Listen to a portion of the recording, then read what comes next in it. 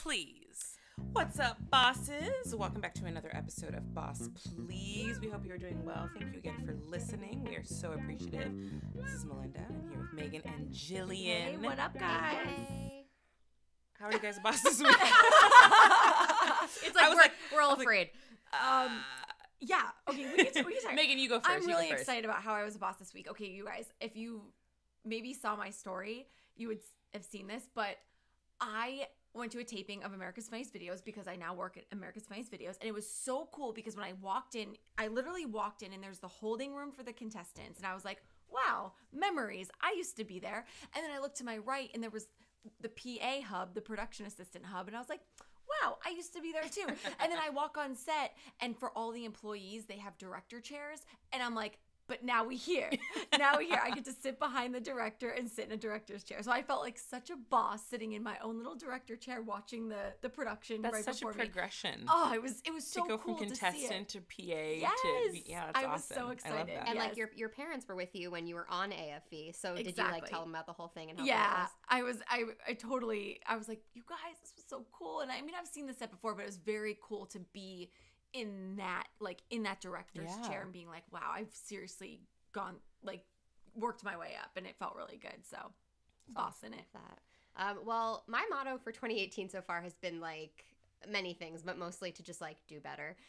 Because I work really early hours. I know I am a broken record, but now my hours are even earlier and I'm like out of the house at like 4:30 in the morning.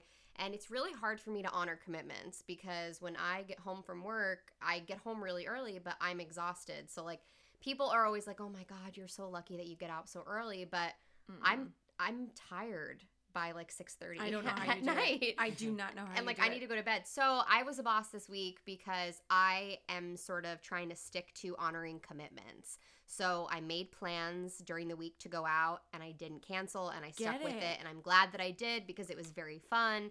And hopefully, now I'll make that commitment to myself even more and follow through. Because like, you got to have fun. That's like the thing. Like, I can't just like live to work. Like, I'm not about that. Like, I need to enjoy life. Yeah. Amen. So, honoring commitments is boss. I love that, girl, because it's very sure. easy to once you're done with work, I feel it. I don't get out of work till 6:30, and then I'm in the car for another hour and 15 minutes. Yeah. And the last thing I canceled on you. You did. I was like, I can't. You're like, I'm exhausted. I was watching my friend's cat, and I was like, I can't with this week. I'm sorry, and I'm sorry, girl. I'm sorry. I did flake on you this week. We'll get it back together. Okay. I have to speak though on Jillian going to bed at 6:30 because she texted me the other day at like 11, and I was like, wait, 11 p.m. It was Friday night. I was like, I said I don't know how to react right now. Like I was like, I'm really concerned because she was at a vegan restaurant, so she's like, oh, you might like this restaurant, and I was like, hold up. She's like, do you know what time it is? Best testing 1, 2, 3. I'm like, I know. That is amazing. I was concerned. I was like, what's going on? It's 11 o'clock. That's funny. So yes, you do go to bed very early. It's very funny. And you throw everybody off when you text us. Past 10 p.m. I was so confused. How are you, boss? How was I a boss this week? There were a lot of good things that I've done, just a lot of work, but clearly we're being still being bosses. Jillian just being a boss. She got her phone blowing up. Oh my gosh, it's fine. Go ahead, Melinda. I'm sorry. You just made me lose my train of thought. You had a lot of things. I did have a lot of things about. You know what? This is kind of funny. For those of you that know, I don't drink, but I had a glass of wine this week and it wasn't bad. Yes. What kind of wine? I think it was Chardonnay. Is that a kind? Girl, I'm so excited that you're finally getting into wine. Reason I'm not getting into it. No, don't get ahead of yourself. Get into it. This is the reason why. So, you know that I sing at Sarah's Club on Thursday nights and it's at midnight. And sometimes I just have social anxiety because there's tons of people there. It's loud. And if I get there at a certain time, I try to get there a little bit early. It starts like 12:15, but I'll try to get there like 11:50. But sometimes I don't know anybody yet or they haven't shown up and I just like am standing there and I freak out. So the owner of the club, he loves me and he was like, come sit. He's like, I think he's Russian. He has a thick accent or whatever he is. And so he's like, whatever you want, Elena, get her. And I was like, I'll get a glass of wine. Yes, like I just needed to like girl. calm down for a second. But wine dries your throat out. Like, I didn't think about that because you have so to I was sing. like, yeah, not doing that again. Yeah, so that's interesting. I'll do it after. But so I guess that was kind of a boss. I move never for thought me. of that. I could totally see wine drying out your voice. I'm really excited because I'm like a big wine drinker. So we're totally gonna look at us. We're Look at plotting over here. Look at them, like We're not like, we're even gonna go one wine glass in tasting. this. I'm like, they're running with this. Now we can go for happy Oh hour. my gosh. I love it. Well, I'm going to segue into something that has nothing to do with that. Okay. And I want to talk a little bit about positivity through hard times. You know, being in the business that we're in, it, you know, is obvious that a lot of bad things will happen. We'll, you know, have adversity. But I'm curious how you guys just laugh through the hard times and get through that. Honestly, it's really hard.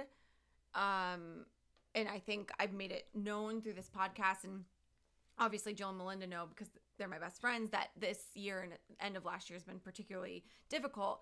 But I think the best thing for me to do that I've learned is you almost have to kind of forget, because you can choose to dwell, and it sometimes feels good to dwell because you release and cry, but then you're like, no, this is making it worse. So if you kind of like in a weird way stop thinking about it and distract yourself with other things that makes you laugh and keeps you busy and keeps you positive, then hopefully it will just kind of like just stay on the back burner and eventually just disappear on its own, instead of just like thinking about it all the time, you know? I don't even know if that makes any sense. No, it doesn't. But that's what I'm trying to do right now. Instead of being consumed by it. Right, Yeah. exactly. Because that's the only way I'm going to make it through the days, because I can't keep thinking about it. Yeah. So I do a couple Jillian? things. I am very close with my mom, and I'm really fortunate that I have a wonderful relationship with her. So she actually is she's an insanely good listener. So for me, anytime I'm feeling down, I always give her a call, and she usually brings me back up for a little bit and, you know, helps me sort of rationalize what's happening. But being, you know, really into entertainment, I love escaping in movies and television. yeah, that's great. And I know that if I put on something silly, I will immediately forget about whatever I'm feeling for an hour and a half. If it's a movie, 30 minutes, if it's a sitcom, you know, whatever it is. And like, I just love escaping that way. And it's sort of my favorite thing. Like, I am a big advocate on going to movies by yourself. I think that it's sort of awesome, and I don't let anything stand in the way. Like, if I want to see something, I'm going to go see it. Like, I don't need anybody to go see it with me. Like, my boyfriend, you know, bless his soul, but like, he's like a snob when it comes to movies. So, you know, he's not going to go see I don't know, 50 Shades. Yeah, or like some like trash movie that I'm like, or like we all know Melinda and Jill love their Oh trash my TV and their gosh. trash Yes, movies. live for it. It's what makes you feel better. yeah. So like he's not gonna go see that. So yeah, I just love escaping. Like, it's really funny. I'm staring. We tape in my apartment, and I'm staring at my TV right now. I was just and looking at that too. yeah, I watched this documentary called Chicken People on Amazon, and it's all about chicken breeders. So like, have you ever seen like Best in Show? Like, yeah. So it's actually just like real life Best in Show, except with chickens, and that honestly made me forget about whatever was happening before we all met. If you could see the look I'm giving Jill right now, it's Megan's hilarious, face is and like, I don't appreciate judgment. Okay, I am judging you hard, but that Melinda, is hysterical. what's your deal? Well, here's the thing. I got to talk about this because that just made me go off on a whole different tangent in my head. But like, people do that as a job. Like, were you 5 years old and just like you grew up and were like, I want to be a chicken breeder? Yes. Like, Many of these people, I swear to God, it's like I was 11-year-old when I attended my first That's chicken show, and I crazy. became obsessed with these I mean, birds. that's awesome, but And it was fascinating, like, and it was pretty funny because, like, to be honest, like, all these people are characters. Right. Like, I mean, they're playing themselves, but like, they are just obsessed with chickens. So anyway, that's what I did today to forget That's about things and make hilarious. myself laugh and, you know, calm myself down, ease my mind. But I'm curious what you do, Melinda. for me, because my faith is such a big part of my life, definitely listening to more contemporary Christian gospel music and just kind of recentering myself. Because I've always been taught and was raised in the church, very liberal church, very progressive. My parents were wonderful in that sense, but that no matter what, this too shall pass, and God's going to get you through it. And so I have my favorite Bible verses that I always read and go to for strength, but listening to music that has an inspirational theme behind it and the lyrics really touch me, just keep me like in a positive mood and get me through whatever I'm going through. So yeah, I really lean on my faith and prayer and meditation and music in that sense. That's amazing. It's funny. Every time I hear you sing when you're just on your downtime, I always hear you singing gospel music. Oh, yeah, I grew up singing it, so. But that's sort of like, I don't know, you're very connected. Yeah. I always ask. I'm like, what's that? She's like, it's gospel. I'm like, of course it is. I do love me. Like sometimes when I'm traveling like across the country and if I just have the radio on, I do like the Midwest and stuff. They have a ton of Christian stations, and I like low key love it. It's comforting. Yeah. To me, it's comforting. But then there's like rock, like kind of like there's a lot of like Nickelbacky sounding type. Is Nickelback kind of? Well, it's Nickelback. Or like Creed. Maybe Creed. Creed for sure. Okay. Well, Creed was a Christian band. Right, but right. But that kind of stuff. No, maybe I'm thinking of Creed. But here's the thing. Can I like kind of digress a little bit? Are people's issues with Nickelback? Like, they're fine. I just heard a song. I just heard a throwback of them on the radio, and I was like, wow, whatever happened to Nickelback? They had opened up for Bon Jovi. I went to a Bon Jovi concert, and they were the opening act. I don't know what people have. I don't mind Nickelback. They're just like any other rock band to me. They're just there. It's but just like not my people thing. hate them. They hate them. I know. It's crazy. But I don't like know. that's a thing. I don't People know. hate Coldplay too. That is I true. think But people just hate Coldplay went everybody. through a very they're different now than what they were. They're way more pop now. Yeah, exactly. I think people Yeah. hate against that. Anyways, this has been great. This has been a great podcast. So Therapy far. session? I think don't it know, was. but I'm honestly, it's just gonna get even better. It is, because we have an incredible guest, a hilarious female comic that I can't wait for you guys to hear. Her name is Dana Goldberg. So excited. You might recognize her. She's been all over social media and a lot of TV shows, and her just resume goes on and on and on and on. So make sure you stay tuned for Dana. Welcome back, bosses. We are thrilled to have Dana Goldberg in studio today. She's been on TBS, ABC, Last Comic Standing. She is a triple threat as she hosts. She has her comedy. She does live auction. Yes? Yeah, we'll talk about that. Oh my gosh. That's amazing. I know, it's like I'm that. reading this. It's like I'm reading the bio for the first time. I know, you're like, what is that word? I was like, wow.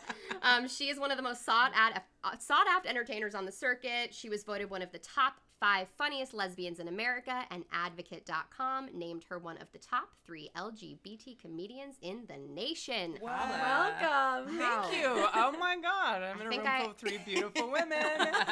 This is definitely the Lord's Day. Oh my God, I love you. I love it.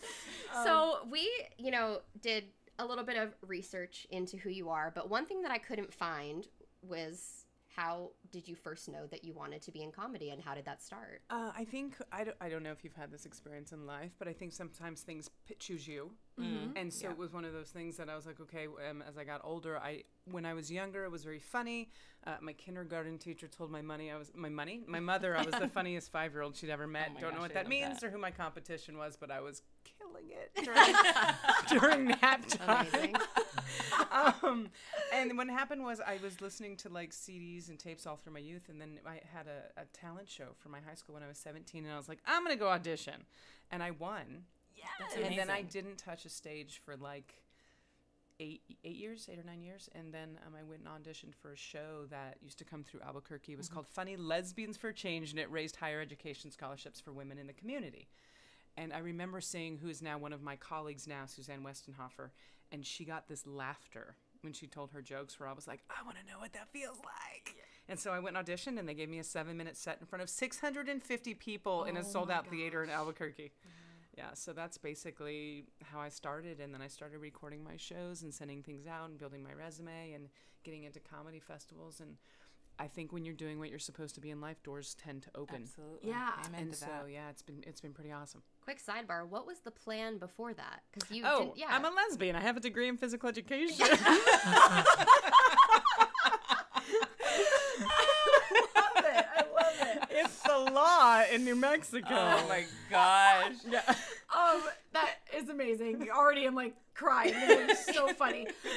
What would you say was like your first real like shot in comedy? Like your first big break? I mean, obviously you talked about you had a lot of opportunities, but what was like the moment? Something happened really early in my career where Shoot, I don't even know. First of all, am I allowed to say bad words on this? Oh, thing? of course. Okay, great. Absolutely. I don't even know if I've had my big break yet. I feel like I've had a lot of little things that have led up to what I would consider, I'm really happy with my career where it is at this point. Yeah. But I think one of the biggest things that happened very early on is I was asked to go to the Fringe Festival in Edinburgh, Scotland, which is like the holy grail of comedy festivals. There's like 1,500 shows in 1,500 locations. I mean, like in the back of cabs and behind dumpsters and in someone's classroom. They're And everywhere, I got asked to be a part of something called the U.S. Comedy Invasion, and we actually got to perform at the Underbelly, which is a really reputable theater in Edinburgh. And it kicked off some of my comedy nerves, and then that's kind of what started help to build my resume, where people were like, oh, because when you have those things, then suddenly people start to take you a little more seriously when you can say you've been to some of things like that. So I think that was probably a big one. And then just the little stuff that has continued to build up through the grind. Yeah. I mean, we all know it. That's an awesome experience. So just a bunch of comedians go to. Can I go to just watch? Oh yeah. Oh, it's crazy. Wait, guys, do you want to go to Scotland? I'm actually like low-key planning a trip in my head right now. Like, wait, Scotland is so much I've been once, fun. but Oh my I need to God. go during this time. Yeah, you do. It's Yeah. crazy. The shows are everywhere, and they also have what they call the tattoo, which is like this giant military thing that they do at the Edinburgh castle. Oh, wow. But every night at 10 o'clock, they shoot off a cannon, and every night at 10 o'clock, it scared the shit out of Oh me. my God, I can only imagine. Even though you know it's coming, I know it's still coming. It scares still you. scared me. Oh my One of my gosh. favorite memories they bring in Edinburgh, we were in a pub just late at night, and there was a jukebox, and someone put in "Come on, Eileen." Come on, Eileen. Yeah, So you yeah, start singing, yeah. "Come on, Eileen." Oh, I swear 'em. And there is a table full of 6 85-year-old women that started belting the shit out and got the entire pub singing, and I was I like, love "This it. is magic. Yeah. These moments don't. You would live for happen." that. I would live for that moment. It was incredible. That's awesome. Yeah. Oh my god. So it was a lot of fun. Oh. I actually rode around on a scooter with a 3'6" person named Tanya Lee Davis. I know that midget is not the proper term. However, I was allowed to call her that, so she was my midge. And we would go riding around, scaring. I mean, it was like a little person and a lesbian on a scooter, just terrorizing the streets of Edinburgh, Scotland. It was awesome. I could gosh, literally what an listen to these experience. stories just all day. Like, Right. One One of the- we need to have you back on. One of the because- comedians was on a wall and he fell back and he broke both of his wrists. And so Oh she my signed his cast and it says, "I heart midgets because they make my cock look bigger." Oh my God. That is hysterical. Okay. Oh my gosh. Your oh my turn, God. your turn. So I have watched some of the sets that you have on your website and everything, and you really go deep into family. Yes. I have a wonderful family. In my bio, I joke about it. I was raised by a wild pack of Jews. My mother and my 2 siblings, and a great family. My mom was a single mother. She raised 3 of us on her own. I have an older brother that's also gay. Older sister straight. My brother and I talk about it as long as she acts gay in public. We don't have a problem with it.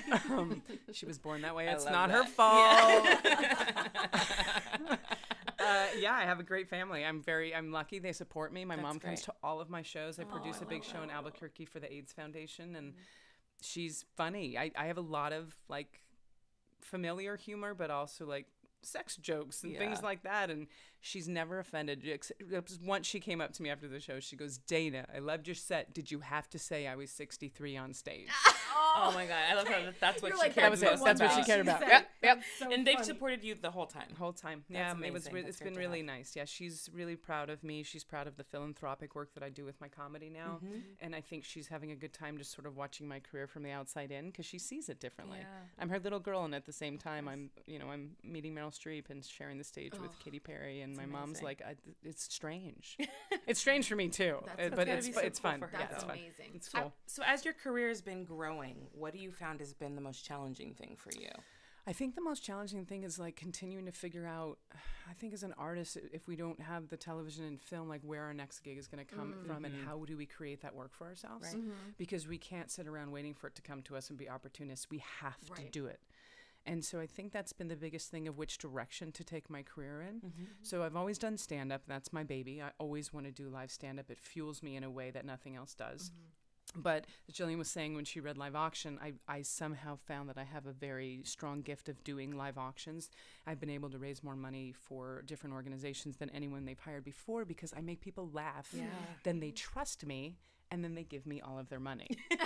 So I've literally, and I don't like touting, but I'm proud to say that I've raised over $10 million for HRC, the Trevor Project, Equality California, just all of these organizations that are women's rights, HIV/AIDS education, LGBTQ equality, a lot of the marginalized communities, and especially right now with happening with our administration, is that more than ever we've got to support these communities because there's a lot of mixed messages coming out of the White House, and we need to continue to tell our youth especially that there's nothing wrong with you, you're perfect, and we need you here, all of that. Well, I want to talk a little bit how things have pivoted for you since the election. Oh, yeah. And all of these things. Yes. Because I unknowingly knew who you were before I actually looked you up, because I have seen your tweets, and they're very political, and they're very on note, and they're very funny. Thank you. So how have things changed for you since, even before, during the election, since Trump took office, with your comedy specifically? What you speak out about. Yeah. With my comedy specifically, I've definitely have shifted right now. It's not all political, but there's a good 15 minutes of my hour show that is, excuse me, at the beginning. Right now I have a voice. I can reach a larger audience. I feel like it is my job to actually use it for good right now, and to speak out against what is a very abnormal administration that we have right now. Yeah. To not normalize this so that people realize that. And with Twitter, we were talking before we started recording that tweet to Alex Jones, and I know a lot of people listening know Alex Jones is this crazy conspiracy theorist that literally he's an adult man that screams and cries, huge Trump supporter. Trump supports him. And he was saying that lesbians are torturing women and eating their brains. And all I tweeted was, Alex, that is not what we eat. And it got retweeted, as Jillian knows, 36,000 times and liked 196,000. I gained 10,000 Twitter followers in 48 hours. I've never seen anything like it before in my life.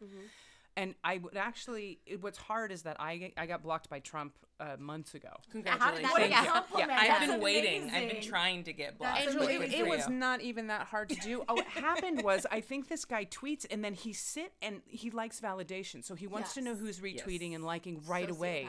So I commented too soon on a tweet so it didn't get buried, and it was about McCain when he was like, "We wish you the best." And I'm like, really? Because you didn't like him when he was a captured war hero. You just need his vote. And it was like, you've been blocked by Donald Trump. He didn't even I was wait. like, oh, shit. Yeah, Oh my maybe I should have waited on that, because I kind of miss trolling him. Yeah. You know, I was reaching an audience, and I like it or not, I like getting the Trumpsters fired up, because what's interesting about that is that whenever you bring up a fact about the president right now that's unflattering, which is not hard to do, their reaction is to immediately personally attack you.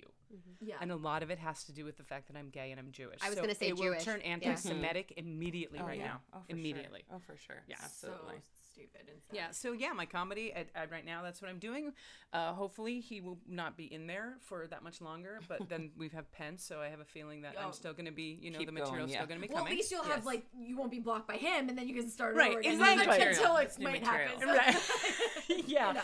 I don't know, because if he automatically takes over the POTUS's that's true, Twitter that's Twitter true. account, then I don't know if anyone who's already blocked by Yeah. Trump is blocked by Pence. Maybe he'll unblock and Oh start my gosh, over. we'll have Who to knows? wait and Well, find if out. the ACLU gets their way, and they should, a public politician shouldn't be able to block anyone. It's a No. freedom of speech issue. It's a First Exactly. Amendment problem. Yeah. So I really think it's interesting that he's allowed to block anyone, especially when, bless his heart, Sean Spicer, when he was speaking for him, if you want to call it that, said that these are, what is the right word? Whatever Trump tweets is an official statement. So if you're tweeting official statements for the White House, you don't get to block anyone. Otherwise, you're blocking part of the American public from hearing Right. what you're Yeah. saying. Of course, And that's of a course. First Amendment problem. Yeah. So segueing, but talking about social media a little bit, how has that affected your comedy, just with the trends and having Twitter and Instagram Baby, and Facebook? I cannot keep up with the trends, and I know that I'm older than everyone in this damn room, and people are like, Snapchat. I'm All like, of I it, yeah. can't. I No, can't. don't worry about Too much. Snapchat. Yeah, That's okay. like It's over. on its Okay, way good. out. Okay, Yeah. good, Not about good, it, not good. about it. Instagram, I feel like I do enough. Instagram's strange though, because I feel like I'm like, look at a picture of me again. And Right. it But feels- people love the pictures of do. you. Isn't that interesting? Because sometimes you want to Yeah. mix it up with like something else, like here's my coffee, but no one else. And they're like, stuff. meh. Yeah, no. That's what I've realized. Isn't And that then I have to be crazy? this weird thing. I'm like, all right, here's another picture of me. Like, it just, but that's Own so it. funny. Love I've it. known it. Okay. Twitter, I've definitely gotten more active on. Facebook, I always have. And one of the things that I've gotten feedback on is I do interact with my fans. Yeah. They're important to me. They come to my shows. They buy my tickets.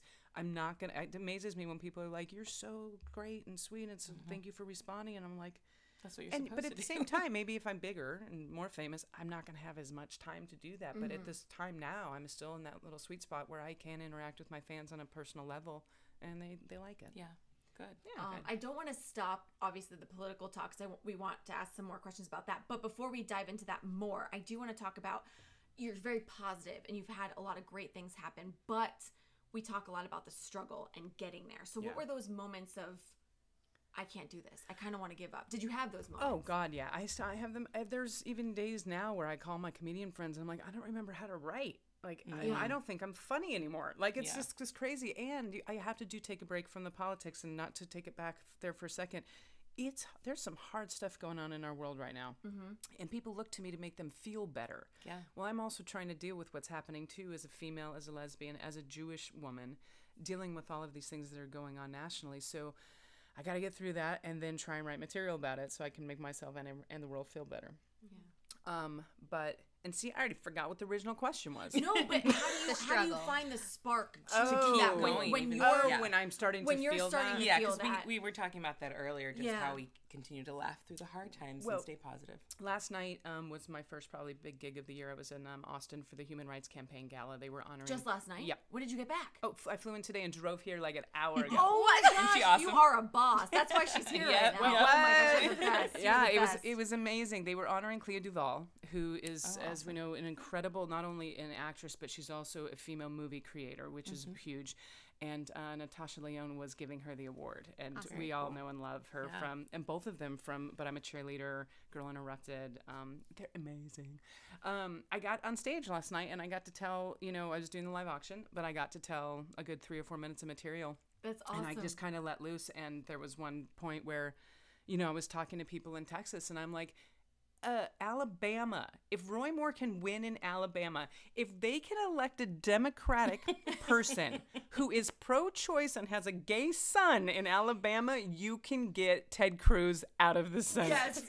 Real. Period. And they exploded. And so it was one of those moments where when I'm feeling tired, right, and like, a dozen people came up to me and they were like, thank you for your voice right now. Thank you for everything that you're doing and speaking out. And those are the moments where I'm like, okay, I'm doing something right. Yes. Gives me that little spark back. I'm ready to go again. Love that. But there are moments where I am just like, I'm not going to go teach anymore, but I'm like, oh God, if this doesn't work out, which is so weird because everything's going fine. Right. Yeah. Really? It's human nature to think that way. It's human nature, yes. It's awful. So I want to talk a little bit about your web series. Okay. So you have this amazing web series for Advocate out in left field. How did that come about? Well, I've always, as you guys have created a very successful podcast, wanted to do a podcast. And I was originally talking to iHeart and some other people, and things just were not moving at a pace that I wanted them to move. I also want to have a lot of creative control over what I'm doing. And sometimes when you go bigger, you guys know that you lose some of that. Yeah. So you guys are in the sweet spot where you're creating your own content, and it's getting so much recognition. So what I decided to do is I was like, okay, all of these YouTubers are these famous kids. They're kids to me. Kids, yeah. They're kids to us. They're too. kids to us. Yeah. Are getting millions of views on videos. And so I'm like, okay, I'm gonna try this. So I had a meeting with the Advocate, and I've done some stuff with them before, and I pitched it. And I was like, basically, I want to do a political comedy talk show. I know it can only be about 10 minutes. At most, it needs to be probably less than that because our attention spans right now are very short as a society. And they immediately said yes. So I basically, on the web series, I start off with like sort of a late night monologue where I tear apart the news and just the ridiculousness that's happening. A lot of it, if it's geared toward the LGBTQ community, because there's so much happening that people aren't hearing about because there's so much distraction. I think we live in a world right now where pay attention to the left hand while the right hand's taking your wallet. There's so much going on. So I want to be able to bring the stories. But what's crazy is that when I film on Tuesday, by Thursday when we've edited this thing and it hits, it's all old news. Yeah. A billion new things have Isn't that happened. And I'm insane? like, Oh you've got to my be kidding gosh. me. I know, I Or know. something massive will happen. And I'm like, well, they're going to wonder why that's not. Well, I was like, I just ignored that. I always say, like, I my work for a gosh. website, and it's like at the same time every morning, I know Trump's about to take his shit, and there are 7 new tweets Yeah. with all things that we need to talk about. That's probably what he's doing while No, he's that's what I'm tweeting. saying. Yeah. Like that. Yeah. Yeah. Ugh, I It's can't. so true. And so anyway, I've through my career have I made some really wonderful relationships with some amazing LGBTQ people. Whether it's Margaret Cho, Fortune Feimster, Rabel, who's an incredible musician. You know, Ian Harvey, a trans actor who's a dear friend of mine. We performed together. I wanted to bring these people and kind of like talk about their lives and introduce them to a world that does not necessarily know them, and just give them a little more spotlight while I can also do my comedy and stuff. What's interesting is that the Advocate and I are now doing some short things, little quickies, 60-second things. It's amazing when you figure out what works. Like Yeah, the other yeah. videos that are longer, people's attention span, they watch part of it, they move on. I literally did a 60-second video about myths about lesbian sex, and it got viewed 150,000 times. Oh my gosh. And everyone wants to share it because if you're part of the community or if you're a lesbian, you hear this stuff all the time. Yeah. We're not just scissoring all day. Like that's not what we're doing.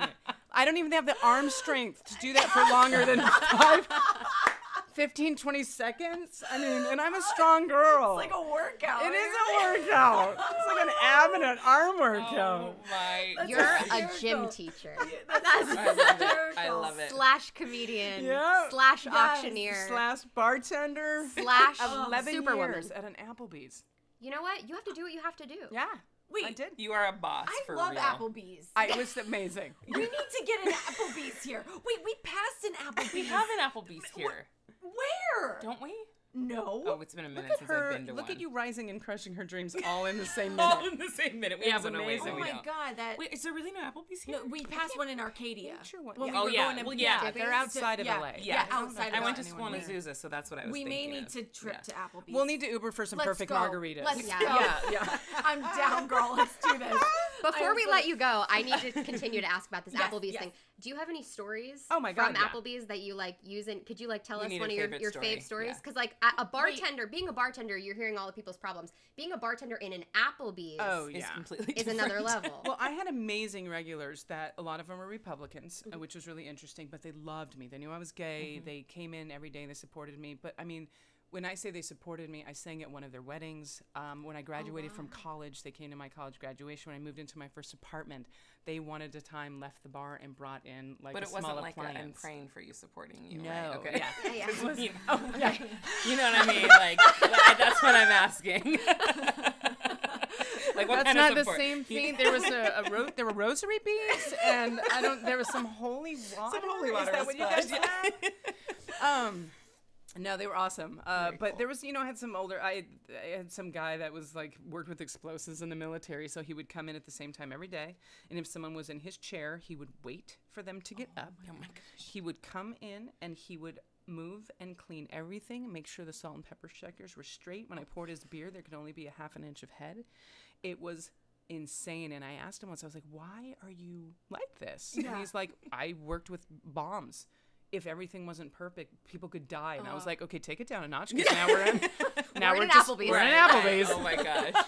There was a stabbing once, though. Oh god. And Oh I know my that gosh, sounds stop it, terrifying, stop it. but it was so okay. I know She's we're like, but it running out was of so time. exciting. No, we're not Yeah. running No, out of time. you're fine, Yeah, you're There's fine. no time limit. You So just we've keep got going. Joe, who owns a bar. Okay. I'm going to change the names to protect the innocent. We've got Joe, who owns a bar, and Crazy Bob.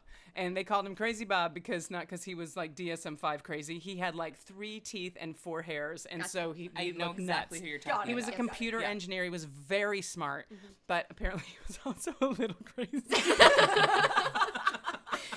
So I'm bartending, and Joe comes in and sits down. He orders a salad like he always does and a beer.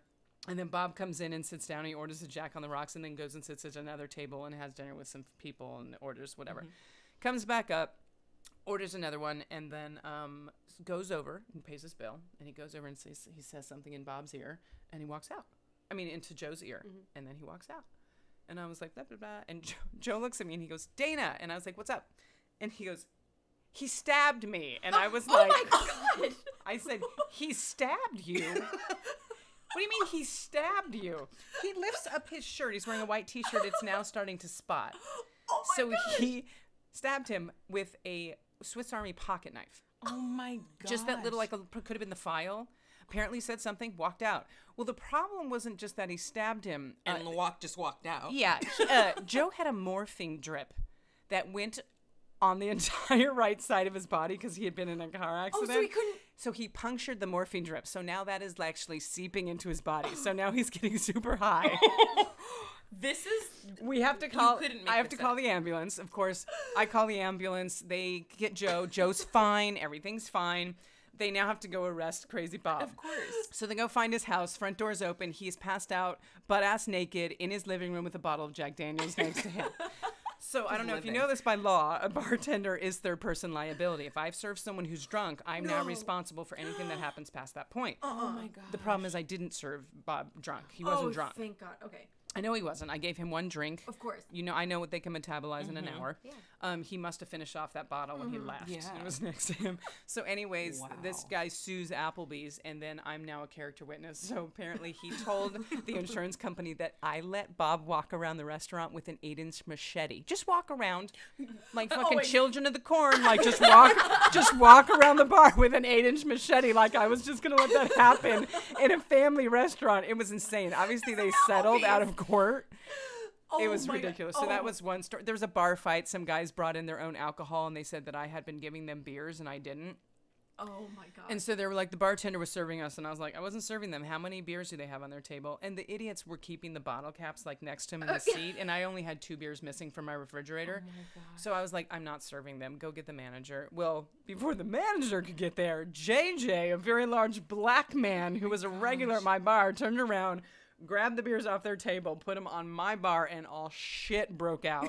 A fight broke out. Someone's shirt got torn off. There's a girl screaming at the front of the restaurant. Someone called the police, and I was like, this is a neighborhood bar and grill.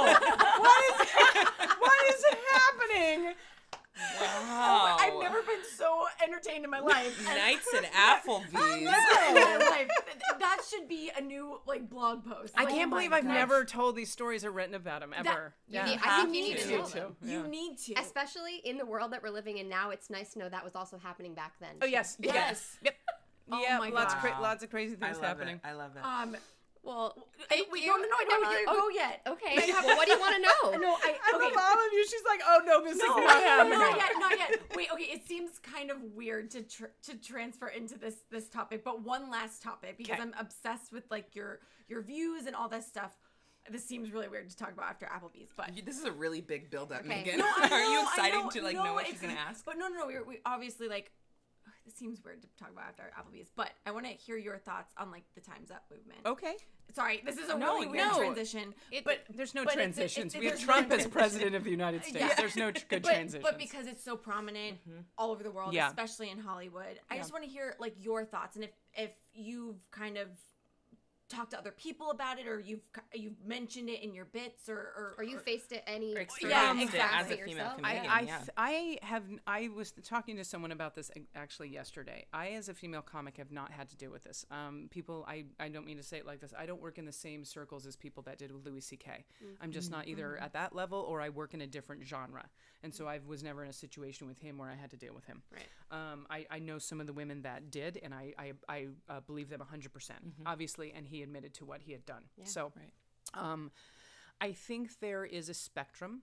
And what's unfortunate is there are some male celebrities that are now taking advantage of that spectrum and saying, well, that's not as bad, whether it's Matt Damon or whoever's saying, well, it wasn't this. It's not that, he giving didn't levels rape to her. it. Yeah, Yeah. the levels. Men don't get to give levels to the Me Too movement, in my opinion.